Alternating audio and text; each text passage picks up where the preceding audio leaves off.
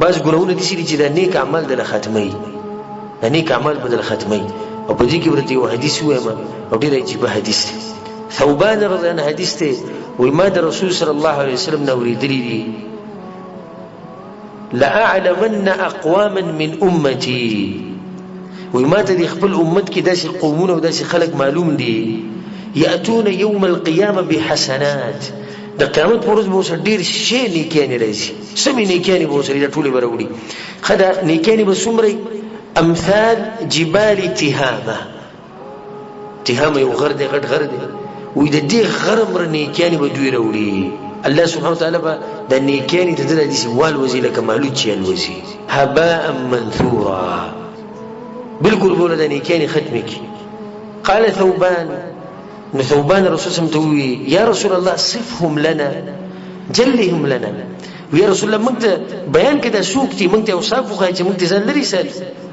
الا نكون منهم ونحن لا نعلم دې چې موږ هم په دغه کسانو کې موږ ته پته نه وي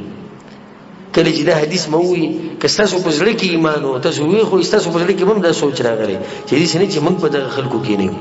ثوبان رسول صلی الله علیه وسلم رسول صلی الله علیه وسلم اما انهم اخوانكم ومن جلدتكم ستاسو رونه دی وای ستاسو به انسانان دي د خاورو نه پیدا دي یو شی او یا رسول الله سوجه دي چې د دوی د دومره غټ غټ اعمال به تبا کیږي د سبب ته وکیدا د سبب ته وکیدا تباریان شي او ډیر مرګري بدلته دا حدیث اول پیروري رسول صلی الله علیه وسلم ولکنهم اقوام ويبدغ قومونو کې مرض ده اذا خلوا بمحارم الله انتهكوها کله چې دې او الله یوازې شي یعنی د دې سره نور انسانان او مخلوق نه نو بیا د الله د پلو خیال نه ساتي. دا حدیث ما په ماجرا وړه مثال په دا درکمه دا موبایل دی دا غټ موبایل نه سمدار چا سره دی په دې کې فیسبوک دی په دې کې یوټیوب دی په دې کې ټویټر دی په دې کې واتس اپ دی په دې کې غټي قصې چې تر پلار مخ کې به فلم ګوري چې کلی د لړ شي د بچو په مخ کې به چې ته یوټیوب دی کولاو کړی دی چې انډیا فلم به کې ولګي فیسبوک کې چې د غلط څه کوي د بچو په مخ کې ګوري څوک د بچو په مخ کې غلط څه ګوري نه ګوري ګان استاد په مخ کې ولي سي په مخ کې هو بالکل نه ګوري د عالم په مخ کې شیخ په مخ کې نه او چې کله دی والله یوازې شي او د شپې د تیاره راشي او د په ځان باندې کمبل لواړي بیا کوي که نه کوي بیا کوي دی په خوله باندې دا نه وایي دا خبره ته کومه چې دی ګوره په خوله باندې دا خبره نه کوي دا کومه چې زه کومه خو د دې حالاتو نه دا معلومیږي چې دی دا ویل غواړي وایي په هر څه کې ماته سپک چې دی رب العالمین ښکاري والعیاذ بالله دې دا یو سړی ما ته وایي چې څنګه دې دلیل پیسره دلیل پیدا دی کده ته الله قدر کول الله په مخ کې به دا ګناه نه کړي کنه د پلار قدر وسره شتین دا په مخ کې کوي نه کوي کنه د مور قدر شته په مخ کې نه کوي د استاد قدر شته په مخ کې نه کوي د بچو قدر شته په مخ کې نه کوي د رب العالمین په مخ کې کوي خو قدر یې نشته کنه مالکم لا ترجون لله وقارا اقوم السجل لتاسو لجل الله عزت نه کوي د الله احترام نه کوي دا قدر نه کوي چې کله یوازې شي به ګناهونه باندې ساسو بریک نه لګي د انسانانو دومره قدر کوي چې رب مخ ته ګناه نه کوي او دا خبرې لزه زور په دی ورکوم ځکه چې دا موبایل نن سبا د هر سړي په جیب کې پروت والله بالله ثم تالله درې قسمونه زغرم چې کله یوازې شي به په هیڅ باندې بریک نه لګي به فلمونه ګوري به سندري به وري به د زنانو سره خبرې هم کوي به فحش تصویرونه مخوري او چې کله د نور خلکو په مخ کې شي نو بیا به په ټلې باندې سره لګولای په ټلې باندې تلاوت لګولای او په سکرین باندې په شاشه رئیسیه باندې وسله لګولای د الله نوم به لګولای یا به د کعبه تصویر لګولای او رب العالمین په مخ کې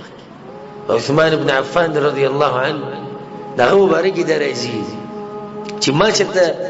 د خپل عورت ته کتنې دي کتلې ما چې اسلام قبول کړي چې د پوښتنه کوي عثمان ډیر ګران کار دی نه ټول ژوند ته تیرو عورت ته نه ګوري ولې نه ګوري هغه یې د الله نه حیا راځي الله راته ګوري خپل عورت ته څنګه ګوري زه د پلار په مخ کې خپل عورت ته نشم کتلی، د مور په مخ کې نشم کتلی، د بچو په مخ کې نشم کتلی. رب العالمین راته ګوري بس بیا حیا راځي. دا حیا د ګناهونو د لاسه ختمیږي بیا. او کله چې یو سړی یوازې شي د تقوادار او د نیک انسان، د ده یره د رب العالمین نه ښه ډېره شي، د رب العالمین نه یره څه شي ښه ډېره شي. او واقع به تاسو ته معلومه وي چې عمر بن خطاب رضی الله عنه په خپل خلافت کې د شپې به ګرځېدو او د احوال به معلومول. نو په یو کور باندې تیر شو او په هغه کور کې یو جنۍ د خپل مور سره لګیا دی، د پیو مبارک کې هغه به د پی خرڅول. د مور ورته وایي چې لور دا پی ډېر لږ دي، اوبه پکې واچوه. د مور ورته وایي اوبه پکې واچوه. او امیر المؤمنین خو ته د شپه ده، امیر المؤمنین څه خبرې؟ امیر المؤمنین دا پابندي لګولې وه چې په پیو کې به اوبه نه میلاوه. نو دې لور ورته ووایي او دې ته غوږ کېدی، دې لور ورته ووایي مورو که امیر المؤمنین اوده دی، خو د امیر المؤمنین رب خو اوده نه دی که نه. الله لا اله الا هو الحي القيوم لا تأخذه سنة ولا نوم. د امیر المؤمنین رب خو نه اوده کېږي. عمر بن خطاب دا خبره واورېده او بیا کور ته راغی، خپل زوی ته یې ووایي وایي داسې یو کوړمه مې لیدلې ده او داسې جنۍ ده، ده تاله غواړو، ډېره دینداره جنۍ ده. هغه وایي صحیح ده پلار یې ته غواړې؟ ویې غوښته دغه ښځه د الله نه یره وه که نه، په دې زنانه کې په دې جنۍ کې د الله نه یره وه. دا زه راته وایم وګوره دا دومره د یرې حدیث دی که نه، دومره د یرې حدیث دی چې د قیامت په ورځ ته رب العالمین ته ودرېږي او د غره په شان نیکیانې ته خپلې وینو نه د خندا به شین شي. خوشحالېږي به نه؟ خوشحاله به شي که نه. او یکدم رب العالمین ووایي چې د ده د اعمال والوځوئ، ختم یې کوي، ستا د زړه به نه چاودي. لکه دا خو چې د سړي د خلک ووایي د ملا تیر مات شو، دې ته وایي د ملا د تیر ماتېده، چې ستا هغه ټول کوشش لاړ ختم شو. د څه د لاسه چې یوه شپه ته په کمره کې ناست وي او توره تیاره وه او غلط فلم دې کتو، د زنانه سره دې خبرې کولې. نو دا د ګوره زما د زړه نه نصیحت دی چې څنګه چې د رب العالمین بندګي د خلکو په مخ کې کوئ، دغه شان به یوازې کوئ، په پټه کوئ. مؤمن دغه او د خپل رب قدري چېرته ونه کړي. وګوره هر ټیم ژوندی او تعیني د انسانانو خو پناه کېږي که نه، رب العالمین پناه کېږي چېرته نه پناه کېږي، هغه خو همیشه تعیني.